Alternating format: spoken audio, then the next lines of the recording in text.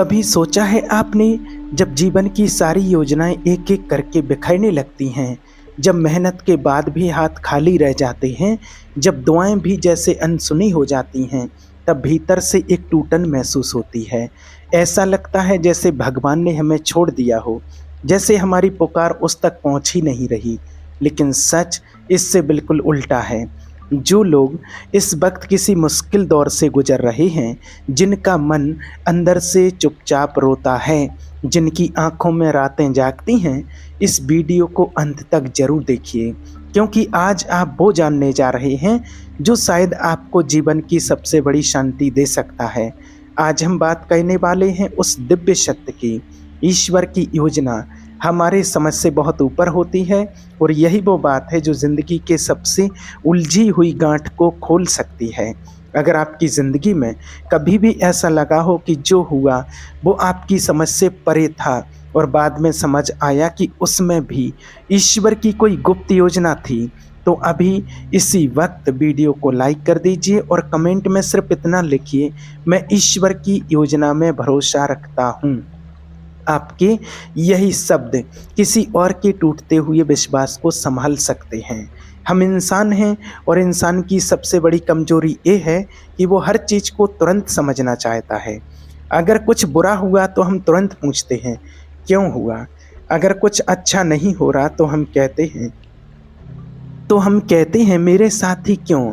हम ईश्वर से सवाल करते हैं, शिकायत करते हैं, और कई बार तो अपने विश्वास को भी तोड़ देते हैं। लेकिन क्या आपने कभी गौर किया है कि एक बच्चा जब टीका लगवाता है तो वह रोता है। उसे लगता है कि उसकी माँ ने उसे किसी तकलीफ में डाल दिया, लेकिन माँ जानती है कि ये टीका उसके भविष्य के लिए ज़रूरी है।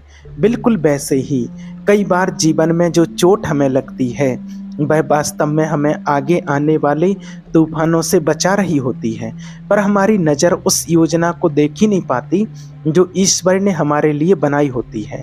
जीवन की सबसे बड़ी त्रासदी यही है कि हम हर चीज़ को अपनी ही नज़रों से, अपने ही समय से, अपने ही फायदे से देखना चाहते हैं। लेकिन ईश्वर वो एक एक आत्मा का सार जानता है, उसके पूर्व जन्मों के कर्म जानता है, भविष्य की संभावनाएं जानता है, और उसके हिसाब से वह योजना बनाता है। तो क्या इंसान को चुपचाप सहते रहना चाहिए? नहीं, ईश्वर ने हमें सहने के लिए नहीं, समझने के लिए भेजा है। जब हम किसी कठिनाई से गुजरते हैं तो हमें ये देखना चाहिए, क्या ये मुझे कुछ सिखा रहा है? क्या इस दुख में भी कुछ रहस्य छुपा है? क्या इसमें मेरी कोई भूल सुधारने का इशारा है? देखिए, ईश्वर की योजना कोई अचानक बनती स्क्रिप्ट नहीं है।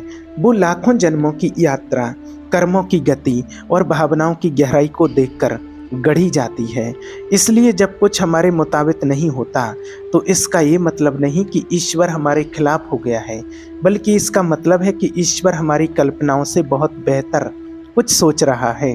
क्या आपने कभी ऐसा अनुभव किया है कि जब कोई रिश्ता टूटा तो आपने बहुत दुख सहा, लेकिन कुछ सालों बाद समझ आया कि वह रिश्ता टूटना ही आपके लिए अच्छा था? क्या कभी कोई नौकरी या अवसर छूट गया और उस वक्त आपने खुद को कोसा, लेकिन बाद में जो मिला वह उससे कई गुना बेहतर था? यही होती है ईश्वर की योजना।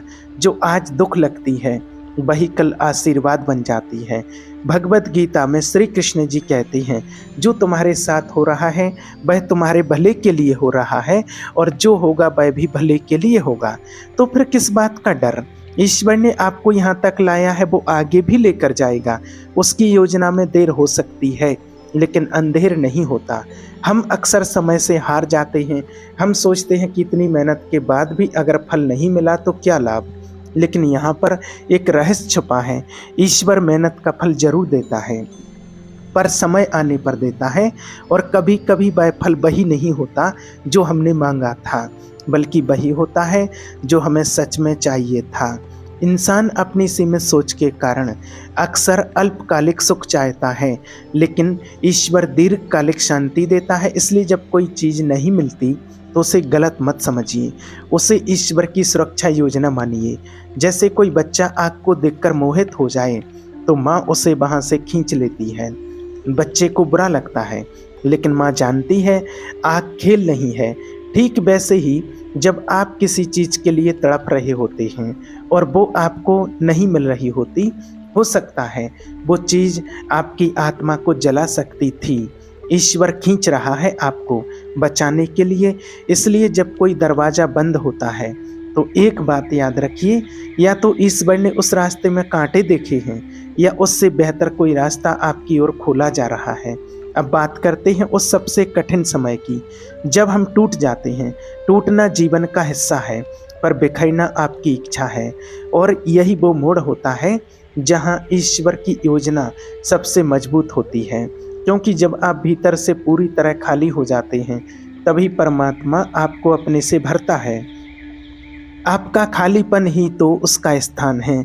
वह तभी प्रवेश करता है जब आप अपने अहंकार, अपेक्षाओं और योजनाओं को एक ओर रखते हैं। शिव हो या कृष्ण, सभी ने यही सिखाया, अपने मैं को छोड़ दो, उसका बन जाओ।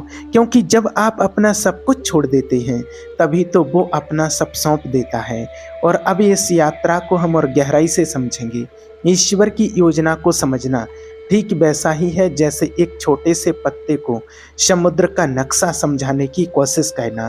पत्ता केवल अपने इर्द गिर्द की लहरें देख सकता है, लेकिन समुद्र की गहराई, उसकी दिशा और रहस्य वो उसके दायरे से बाहर है।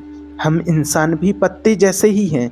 हमारी आंखें सीमित हैं, अनुभव सीमित हैं, समय का ज्ञान सीमित है, लेकिन ईश्वर वो अनंत हैं, सर्वज्ञ हैं, सर्वशक्तिवान हैं। उसकी योजना समय, स्थान और कर्मों से परे होती है। कभी कभी हम सोचते हैं मैंने किसी का बुरा नहीं किया, फिर मेरे साथ ही ऐसा क्यों हुआ? और ये सवाल बिल्कुल स्वाभाविक है, लेकिन हमें ये समझना होगा कि ईश्वर का गणित केवल इस जन्म तक सीमित नहीं है। वो हमारी आत्मा के संचित कर्मों, हमारे अंदर के अहंकार और हमारे भीतर छिपी सीखने की क्षमता को देखकर ही हमारी परीक्षा लेता है। उसकी योजना दंड नहीं होती, दिशा होती है। वो हमें दर्द नहीं देता, वो हमें चेतावनी देता है। वो हमें तोड़ता नहीं, वो हमें गढ़ता है। आपको अगर कोई मूर्ति बनानी हो तो एक बड़ा पत्थर पहले हथौड़े से टुकड़ों में तोड़ना पड़ता है। ठीक वैसे ही ईश्वर जब आपकी आत्मा को सुंदर बनाना चाहता है तो वह पहले आपको आपके अंदर की कठोरता से मुक्त कराता है। इसलिए जब जीवन में सब कुछ बिगड़ता दिखाई दिखे, समझ लीजिए कुछ बहुत बड़ा संवरने वाला है। अब सोचिए, जब श्री राम को वनवास मिला तो क्या वो दंड था? नहीं, वह एक महायोजना थी जिसमें श्री राम ने अपने कर्म, त्याग, धैर्य और मर्यादा से पूरे मानव समाज को जीने की कला सिखाई। जब श्री कृष्ण का जन्म कारागार में हुआ तो क्या वह एक अभिशाप था? नहीं, वह ईश्वर की वह योजना थी जो अधर्म का अंत करने और धर्म की स्थापना करने वाली थी। जब द्रौपदी को भरी सभा में अपमानित किया गया तो वह कोई ईश्वर की चूक नहीं थी, बल्कि वह योजना थी कुरुक्षेत्र की, सत्य की विजय की, धर्म के उत्थान की। ईश्वर की योजना हमसे हर बार कुछ चाहती है, विश्वास, केवल विश्वास, ना कोई तर्क, ना कोई सवाल, बस एक अडिग भरोसा। और अगर आप उस विश्वास को थाम लेते हैं तो आप देखेंगे कि ईश्वर धीरे धीरे सब कुछ ठीक करने लगता है। अब एक बहुत गहरी बात समझिए, ईश्वर आपको वह नहीं देता जो आप चाहते हैं, वह आपको वो देता है जिसके आप योग्य हैं। अगर आपने किसी चीज़ के लिए बहुत कोशिश की, बहुत प्रार्थना की, फिर भी वह चीज़ आपको नहीं मिली, तो इसका एक ही अर्थ है, या तो वह चीज़ आपको समय से पहले मिलती तो आपके लिए घातक होती, या ईश्वर उस चीज़ से बेहतर कुछ देने की योजना बना रहा है। पर हाँ, यह योजना उसकी होगी, आपकी नहीं। तो क्या ईश्वर हमारी इच्छाओं की कद्र नहीं करता? करता है, लेकिन वह जानता है कि हमारी इच्छाएं कब हमें गर्त में डाल सकती हैं। अगर कोई बच्चा जिद करे कि उसे आग से खेलना है तो माँ क्या करेगी? वह उसे रोने देगी, गुस्से को सह लेगी, लेकिन आग नहीं छूने देगी। यही करता है ईश्वर, हमें रोने देता है, दर्द सहने देता है, तड़पने देता है, क्योंकि वह जानता है कि इस सब के बाद जब आप संभलेंगे तो आपको जो मिलेगा वो स्थायी होगा। एक और बात बहुत महत्वपूर्ण है, ईश्वर की योजना में हर चीज का समय निर्धारित होता है। आपको जो मिलना है वो तभी मिलेगा जब आप उसके लिए तैयार होंगे, और अगर वह चीज अभी तक नहीं मिली तो या तो वह चीज तैयार नहीं है या आप। इसलिए बीच का समय प्रतीक्षा का नहीं, तैयारी का होता है। और जब आप तैयारी करते हैं, खुद को बेहतर बनाते हैं, अपने विचारों को ऊंचा करते हैं, अपने कर्मों को सुधारते हैं, तो ईश्वर की योजना खुद चलकर आपके पास आती है। जीवन में कई बार ऐसा समय आता है जब सब कुछ धुंधला दिखता है, जब रास्ता नहीं दिखता, और उस वक्त हमारे पास दो ही विकल्प होते हैं, या तो हम भय में जिएं या विश्वास में। और आपसे यही कहते हैं, भय से बड़ा कोई रोग नहीं और विश्वास से बड़ी कोई औषधि नहीं। जब आप विश्वास में जीते हैं तो आपकी आत्मा हल्की हो जाती है। आपको हर घटना में कोई संकेत दिखता है, हर पीड़ा में कोई अर्थ नजर आता है, हर मोड़ पर कोई सीख। यही तो आध्यात्मिक दृष्टि है, और इसी दृष्टि से ईश्वर की योजना को समझा जा सकता है। आप सोचिए, अगर आप किसी किताब का एक ही पन्ना पढ़ें तो आप पूरी कहानी को कैसे समझ सकते हैं? आपको पूरी किताब पढ़नी होगी, हर अध्याय को जानना होगा। जीवन भी एक पुस्तक है। आज जो अध्याय कठिन है वही कल आपकी कहानी का सबसे मूल्यवान पन्ना बन सकता है। इसलिए अपने जीवन के हर पन्ने को ईश्वर की कलम से लिखा हुआ मानिए। हर मोड़ पर उसकी मर्जी है, और उसकी मर्जी में ही सबसे बड़ी भलाई छुपी है। अब अगली बात, हम अक्सर दूसरों की तुलना में दुखी हो जाते हैं। उसे सब कुछ मिल रहा है, मैं ही क्यों पीछे हूँ? मैंने ज़्यादा मेहनत की फिर भी वह आगे कैसे निकल गया? लेकिन यहाँ एक रहस्य है, ईश्वर तुलना से नहीं, यात्रा से आंकता है। आपकी आत्मा कहाँ से चली है, कहाँ पहुँची है, बस वही मायने रखता है। कभी कभी सबसे बड़ा आशीर्वाद होता है वो चीज़ ना मिलना जो आपको नुकसान पहुंचा सकती थी, और कभी कभी सबसे बड़ी योजना होती है कष्टों के रास्ते से आपको वहां पहुंचाना जहां आपकी आत्मा का पूर्ण विकास हो। तो अगली बार जब कोई दरवाज़ा बंद हो जाए, कोई रिश्ता टूट जाए, कोई अवसर हाथ से निकल जाए, तो रोइए मत, बस बैठिए, शांत हो जाइए और मन में कहिए, मैं नहीं जानता क्या हो रहा है, लेकिन मुझे यकीन है तू जानता है प्रभु। और यही बात आपकी चेतना को बदल देगा। आपका दृष्टिकोण, आपकी ऊर्जा और आपका भाग्य सब बदल सकता है। हर इंसान की जिंदगी में ऐसा समय आता है जब सब कुछ बिखरता दिखता है, जब प्रार्थनाएं भी चुप लगती हैं, जब आंखों में आंसू सूख जाते हैं और दिल के भीतर एक सन्नाटा बैठ जाता है। लेकिन वही समय आपके और ईश्वर के बीच की दूरी को मिटाने का सर्वोत्तम अवसर होता है। आप तब अकेले नहीं होते, बल्कि तब ईश्वर आपको सबसे ज़्यादा करीब से देख रहा होता है। आपकी हर सांस, हर पीड़ा, हर टूटी हुई उम्मीद उसके पास सुरक्षित होती है। वो केवल देख रहा होता है कि क्या तुम उसकी योजना में भरोसा करोगे या डर कर हार मान लोगे। जैसे कोई गुरु अपने शिष्य की परीक्षा में चुप रहता है, वैसे ही ईश्वर जीवन की कठिन परीक्षा में मौन रहता है। लेकिन उसका मौन उसकी अनुपस्थिति नहीं है, वो मौन उसकी उपस्थिति का सबसे गहरा प्रमाण है। हमें चाहिए क्या? केवल यही, एक ऐसा अंतर्मन जो कह सके, मुझे नहीं मालूम आगे क्या होगा, लेकिन मैं जानता हूँ जो होगा वही सबसे उत्तम होगा, क्योंकि जो मेरे लिए सोच रहा है वो मेरे कर्मों को भी जानता है और मेरी आत्मा को भी।